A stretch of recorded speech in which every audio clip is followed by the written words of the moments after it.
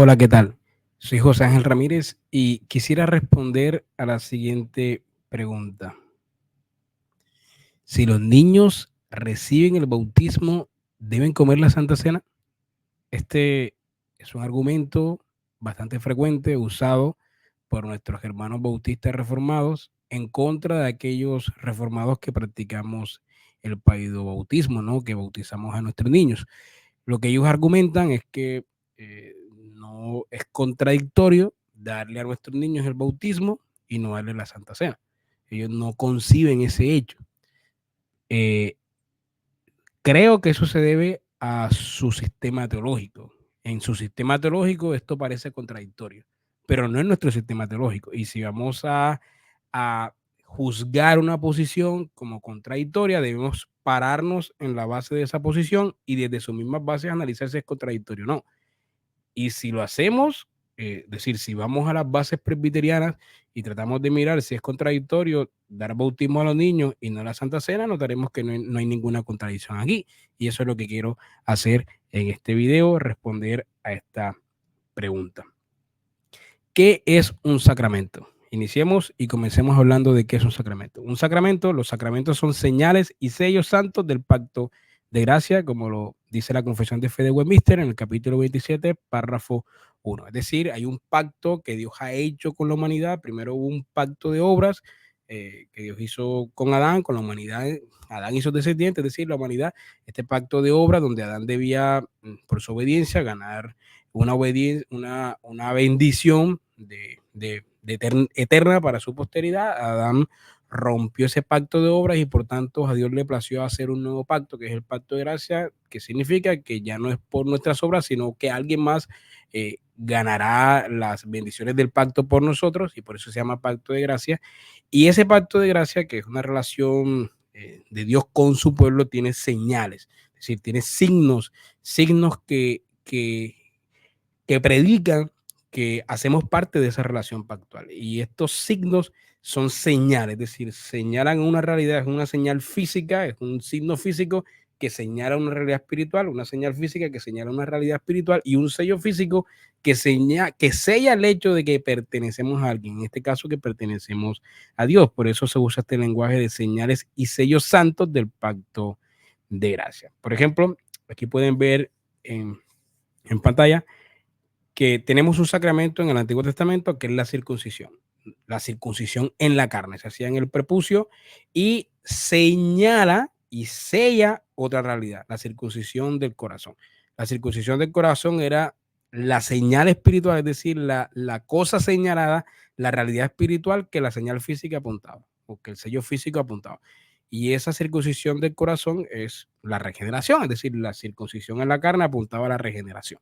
Y lo mismo ocurre con un sacramento del Nuevo Testamento, por ejemplo, el bautismo en agua señala y sella otra realidad que es el bautismo en el Espíritu. El bautismo en el Espíritu, cuando el Espíritu Santo viene a morar a una persona que ahí la bautiza realmente, eso es regeneración. Y esa morada del Espíritu Santo en nosotros nos une a Cristo, de tal manera que nos comunica todos los beneficios de Cristo, nos da todos los beneficios de Cristo, morimos, resucitamos con Él, somos justificados con Él, etc. Entonces podemos ver dos sacramentos, la circuncisión en la carne, bautismo en agua, que apuntan, estos signos físicos apuntan a una realidad espiritual que en este caso es la regeneración. ¿Ya? La Confesión de Fe de Westminster en el capítulo 27, párrafo 2 dice, hay en cada sacramento una relación espiritual o una unión sacramental entre la señal, circuncisión en la carne, y la cosa significada, circuncisión del corazón. Bautismo en agua y bautismo en el Espíritu Santo. De donde llega a suceder que los nombres y efectos del uno se atribuyen al otro. A veces los efectos de la circuncisión en la carne se le atribuye, perdón, de la circuncisión del corazón se le atribuyen a la circuncisión de la carne, y el bautismo en el Espíritu a veces se le atribuye al bautismo en agua. Para los presbiterianos debemos recordar algo. Para los presbiterianos el pacto de gracia, que ya hemos dicho, se establece inmediatamente después de la caída, ¿cierto? Por tanto, los sacramentos, tanto del Antiguo Testamento como del Nuevo Testamento, son señales y sellos del mismo pacto. porque es un mismo pacto de gracia administrado de diferentes maneras, administrado en el Antiguo Testamento a través de ciertas sombras en el Antiguo Pacto y administrado en el Nuevo Pacto a través de la realidad. Entonces, las señales cambian, los sellos cambian, pero vienen siendo señales y sellos del mismo pacto de gracia, porque es un solo pacto administrado de diferentes maneras. Esto tenemos que tenerlo en cuenta. Y eso nos conduce a lo que pueden ver en pantalla. Sacramentos del Antiguo Testamento y sacramentos del Nuevo Testamento. Podríamos hablar de sacramentos del Antiguo Testamento de básicamente dos: la circuncisión en la carne y la Pascua. Y los sacramentos del Nuevo Testamento, bautismo en agua y Santa Cena. Si podemos ver, los sacramentos del Antiguo Testamento son cruentos, es decir, exigen sangre. Los sacramentos del Nuevo Testamento son incruentos, es decir, ellos no exigen sangre. Y la diferencia es la etapa de la historia en la que está ubicado el sacramento. Está ubicado antes de Cristo uno y otro después de Cristo. Antes de Cristo se exigía sangre. La circuncisión en la carne exigía sangre, la Pascua exigía sangre, pero después de Cristo ya no se exige sangre. Las señales cambian en su sentido físico, no en su esencia, en lo que apuntan, sino en su sentido físico. Cambian estas señales porque ya la sangre ha sido derramada. Ya la sangre en Cristo ha sido derramada. Así que el bautismo, lo que apuntaba a la circuncisión en la carne, ahora lo transmite o lo comunica bautismo en agua, que no exige sangre. Y lo que señalaba la Pascua, ahora lo comunica la Santa Cena, que es vino y pan. Es decir, no hay sangre aquí. Ahora, debemos ver algo. La circuncisión en la carne y el bautismo en agua son señales introductorias o de iniciación. Es decir, son señales que se colocan una sola vez en la vida. Los judíos se circuncidaban una sola vez en la carne, pues solamente tenían un prepucio, ¿no? Entonces se circuncidaban una sola vez en la carne. Y nosotros nos deberíamos bautizar una sola vez, es decir, no deberíamos rebautizar. Es una señal introductoria, no estamos bautizándonos todos los meses o todos los años, es una señal que nos introduce, que apunta a esa introducción. Por supuesto que cuando alguien recibe la señal introductoria, pues ya hace parte de ese pacto, sino que esta señal apunta al hecho de que hemos sido introducidos. Si no es la señal la que nos introduce, sino que ya estamos dentro y por eso recibimos esa señal de introducción, que le pertenecemos a Cristo y que señala una realidad diferente.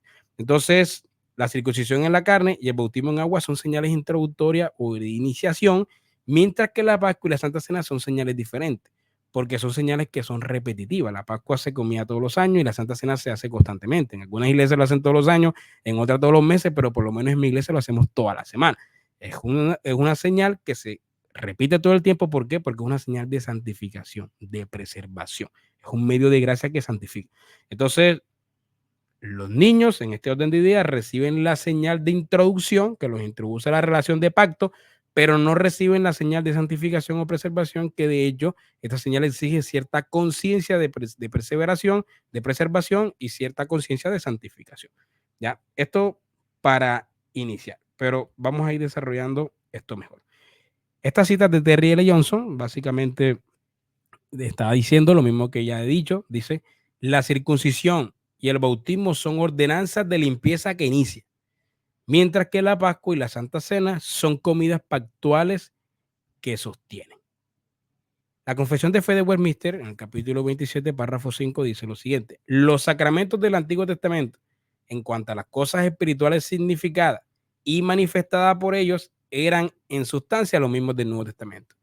Es decir, la circuncisión es en esencia lo mismo que el bautismo. La Pascua es en esencia lo mismo que la Santa Cena, aunque por supuesto la señal visible, es decir, la ceremonia cambia, pero en esencia las cosas espirituales significadas y manifestadas por ellos son en esencia lo mismo. Por eso, en mi libro Bautismo de Niños, ustedes pueden leer lo siguiente. Este es un argumento que profundiza un poco más allá, de una manera más amplia. Aquí lo estoy resumiendo. Pero la conclusión es la siguiente: lo que era verdad para el sacramento del Antiguo Testamento también será para el sacramento del Nuevo Testamento, exceptuando por supuesto la ceremonia, porque unos eran sacramentos cruentos, decían sangre, y los otros son incruentos, pero lo que señalan, o sea, la cosa significada, hay una relación en la esencial en los sacramentos, en lo que están apuntando. Así que este es el punto. Si los niños recibieron la circuncisión en la carne, deben recibir el bautismo en agua, como argumentamos los presbiterianos. De la misma manera, si los niños comieron la Pascua, deben comer la Santa Cena. Si los niños comieron la Pascua, deben comer la Santa Cena, porque si comieron la Pascua y no le damos la Santa Cena, que hay una contradicción. Si no comieron la Pascua y le damos la Santa Cena, también hay una contradicción. Pero si los niños comieron la Pascua, deben comer la Santa Cena. Pero la pregunta es, ¿los niños comieron la Pascua? Y este es el punto. Es aquí donde falla la argumentación bautista, porque primero ellos deben demostrar que los niños comieron la Pascua, lo cual yo creo que eso es imposible demostrar basado en el Antiguo Testamento. Juan Calvino, en su institución, libro 4, capítulo 16, párrafo 30, dice lo siguiente: la circuncisión, que evidentemente corresponde a nuestro bautismo, se aplicaba a los niños. Eso está claro. Pero el Cordero Pascual no se daba a todos indistintamente, sino solo a los niños capaces de preguntar por el sentido de rito. Es decir, los niños tenían que tener una conciencia de tal manera que pudieran preguntar antes de comer de este rito como tal. Así que se requería cierta edad mayor donde hubiese cierto ejercicio de conciencia y también de fe. Eso es lo que cree Calvino y lo que creemos los reformados. Nosotros argumentamos, los niños no comían la Pascua, por tanto no deben comer la Santa Cena, y podemos tener por lo menos 3 argumentos bíblicos. El primero es la institución de la Pascua. Éxodo 12:26, el mismo que está citando Calvino, que los niños preguntan, ahí se está instituyendo la Pascua y los niños están preguntando, ¿qué es este rito vuestro? La palabra es vuestro, o sea, es decir, ellos no dicen que es este rito nuestro, no se están incluyendo en la participación de la comida, sino que están diciendo, este no es nuestro, sino vuestro. ¿Y qué es este rito vuestro? Entonces los padres tenían que explicarle qué era ese rito. Ahora bien, algunas veces el debate se malinterpreta diciendo que es que los niños celebraban la Pascua, pero participaban de la celebración de la Pascua, pero una cosa es participar de la celebración de la Pascua y otra cosa es comer la Pascua. Los niños estaban en la fiesta, pero no comían la cena, ¿sí? No comían la Pascua. Como ocurre, por ejemplo, con los niños nuestros, con los niños de los presbiterianos en nuestras iglesias. Ellos están en medio del culto, en medio de la Santa Cena, pero no la comen. Es decir, están participando en la celebración, pero no están comiendo la Santa Cena. Algo similar ocurría. Entonces, cualquier pasaje que nos muestre que los niños celebraban la Pascua no significará mucho si no nos logran comprobar que ellos comieron de la Pascua, lo cual es imposible realmente hacerlo con el Antiguo Testamento. Y por otra parte tenemos el ejemplo de Cristo. Es un hecho que Lucas estaba tratando de mostrar cómo Jesucristo cumplió perfectamente la ley.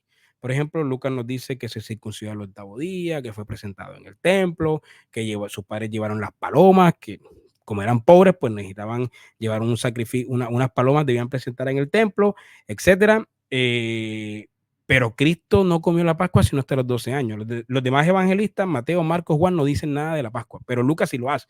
Y nos dice que no fue sino hasta los 12 años que participó de ella, que subió a Jerusalén a comer. Nos dicen que ellos subían todos los años, pero no con Jesucristo, sino hasta los 12 años que se nos dice que fue él al templo. Y esto es un hecho bastante diciente y que va a tener mucho sentido ahorita que veamos los argumentos históricos. Y el tercer punto es que vemos las instrucciones de la Santa Cena parece ser bastante claras. Se requiere una conciencia de que no se esté comiendo algo indignamente, de que se deba comer algo dignamente, un autoexamen, una conciencia de santificación, lo cual un niño que no tiene esta conciencia pues no debería participar de la Santa Cena hasta una instrucción bastante clara. Ahora, los argumentos históricos, aunque los argumentos bíblicos se inclinan ligeramente a nuestro favor, es decir, a los que creemos que los niños no comieron la Pascua y por tanto no comen la Santa Cena, sin embargo, yo reconozco que hay un silencio muy grande en el Antiguo Testamento para probar esto. Es decir, se inclina ligeramente a nuestra balanza, pero hay un silencio muy grande para probar que comieron o no comieron. Sí, pero aquellos que dicen que comieron deben probarlo, tienen la carga de la prueba. Nosotros creemos que basado en estos pasajes no comieron y el argumento histórico también lo tenemos a favor y por eso no les damos la Santa Cena. Y podemos leer, por ejemplo, a los expertos de los tiempos de Cristo, a los expertos del judaísmo del Nuevo Testamento, lo que ellos decían sobre la Pascua y los niños. Por ejemplo, Edersheim, en su libro Usos y Costumbres de los tiempos judíos, de los judíos en los tiempos de Cristo, dice lo siguiente: tampoco le sería fácil al niño perder la impresión de la primera cena pascual a la que asistiera. Es decir, el niño estaba consciente en su primera cena pascual a la que asistiera. Era una impresión clara.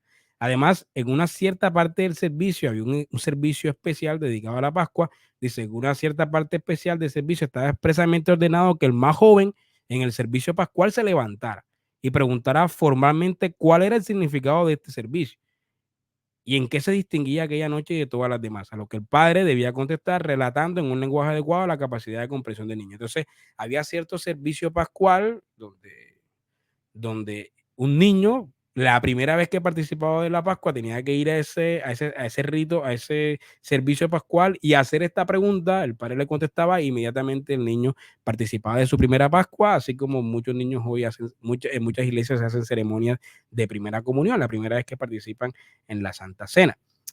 En otro lugar, Edersheim dice lo siguiente, en su mismo libro de usos y costumbres, pero en otra página dice que la edad legal para esto no era de 12 años, la edad legal para participar para estar obligado legalmente a la ley y por tanto estar obligado a participar de las fiestas como la Pascua, dice la edad legal para esto no era de 12 sino de 13 años. Está citando un documento rabínico. Dice, por otra parte, la ley rabínica ordenaba en otro documento rabínico que incluso antes de esto, 2 o al menos un año antes, los muchachos fueran llevados al templo y observaran los ritos festivos. Gerald Kittel básicamente dice lo mismo. Él en su libro Compendio del Diccionario Teológico del Nuevo Testamento dice, en Lucas 2:42, Jesús tiene 12 años cuando va a la celebración de la Pascua. El propósito del viaje parece haber sido que él se familiarizara con las obligaciones de la fiesta, ya que la obligación de observarla solo existía a partir de los 13 años. Esto es muy diciente para lo que estamos argumentando, ¿no? Porque el judío del Nuevo Testamento, el judaísmo del Nuevo Testamento, que por supuesto se pudo apartar de la ley, pero el judaísmo del Nuevo Testamento, históricamente, los niños no comían de la Pascua. Así que tiene mucho sentido que no les demos la Santa Cena a los niños en nuestras iglesias, ¿no? Hasta que tengan una edad adecuada. Por ejemplo, Joaquín Jeremías, que es otro experto del judaísmo en los tiempos de Cristo, dice lo siguiente.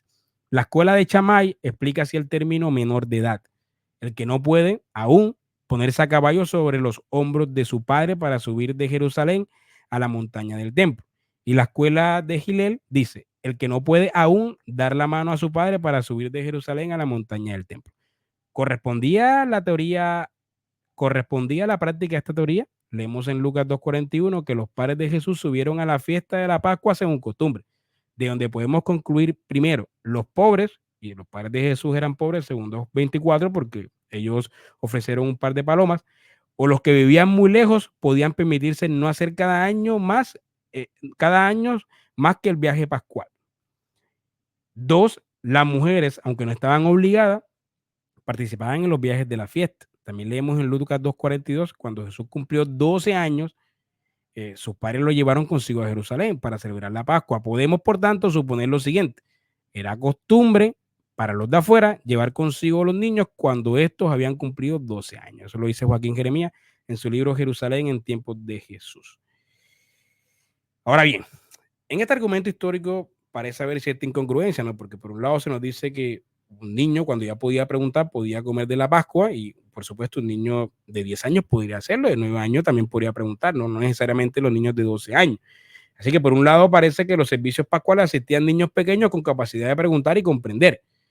Esto es algo que niños de 10 años pueden hacer. Pero por otro lado se sugiere que no era hasta los 12 o 13 años que un niño viajaba a Jerusalén para participar de la Pascua. Así que parece que esto solo se reconcilia únicamente entendiendo el lugar de procedencia del niño. Si el niño vivía en Jerusalén, parece que podía participar de la Pascua desde antes de los 12, pero cuando estuviera consciente, cuando tuviera cierta conciencia y capacidad para ejercer fe y profesar su fe en el Dios de Israel. Pero si vivía lejos, parece que participaban solo hasta después de los 12 años, cuando ya cuando ya no eran una carga para sus padres. La razón, según los historiadores, parece ser el hecho de que hasta esa edad no serían una carga para el largo viaje hasta Jerusalén. Eso lo pueden leer en mi libro Bautismo de Niños. Por tanto, y esta es la conclusión, no hay ninguna contradicción en dar a los niños el bautismo y no la cena. A menos, claro, que se pueda demostrar que los niños participaron de la Pascua, y ahí sí habría una contradicción, pero yo sostengo que básicamente eso es imposible. Argumentar, probar que los niños comieron de la Pascua, yo he leído mucho sobre el tema y no hay ninguna evidencia textual para eso, y más que todo los argumentos sugieren lo contrario, y hay una inclinación leve hacia la posición contraria de que los niños no participaron de la Pascua y por tanto no participan de la Santa Cena. Ha sido un placer haberles explicado esto, y si tienen alguna pregunta de la cual quieren, algún tema de cual quiere que hable en el futuro, o alguna pregunta que quiere que yo les responda, pues pueden dejármelo en los comentarios y estaré encantado de responderles. Chao, chao.